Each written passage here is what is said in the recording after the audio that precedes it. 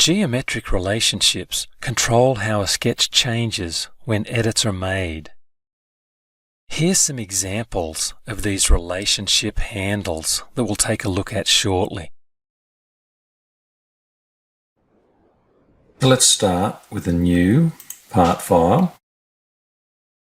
I'd like to come up to the line command. And in this example, I'm just doing some sketches, so I really don't want to use these larger reference planes. They sort of get in the way. So I'm going to come over here where it says base reference planes to the eye, and I'm just going to turn that off right there. So I turn that off, and now I'm on the line command still. I can just use the coordinate system reference planes. So I'll lock to this reference plane right there, and I'll come down to sketch view. So I'm looking at that square on. I'm just going to draw 4 lines. And just the idea is that none of these are horizontal or vertical. Because I want to come over now to this little plus sign where it says horizontal vertical, and I'm going to add a constraint. And if you look at the middle of this, see what like that is, there's the center of that, but there's no constraints on this. And so when I touch on this, you'll see now there's a plus sign. So this is indicating that it's horizontal or vertical. So it goes to the closest angle. Like this is closest to vertical, so it'll go to vertical. And this looks like it's closer to horizontal, so I'll go to horizontal. So now I can come back, I'll go to the select command, and you can move these. You can just grab these and move these up and down or in and out. Move that around. And when I move this, if I grab the corner here, let me just pick the line and then I'll grab the corner and move that. You see, I've always got a rectangle. And why do I always have a rectangle? Because this is maintaining vertical or horizontal. And so if I'd like to get rid of that, I can just delete these constraints, and I could just box pick it if I wanted to, and then hit the delete constraint. So now if I come back and identify that line and grab the corner, you'll see that that will move accordingly. So I'm just making adjustments to that. So the same thing here, if I came back and box pick that, hit delete, and I can grab this line, grab the corner there, and now that's free to move. So that's what constraints do. They control the geometry.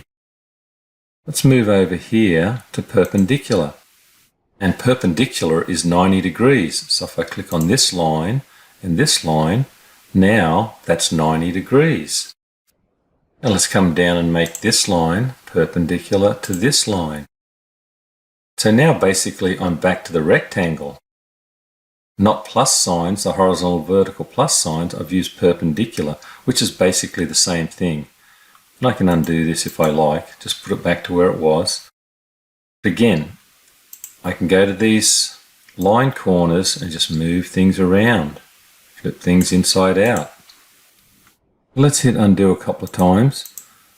We'll go back to our box here. So again, horizontal vertical constraints.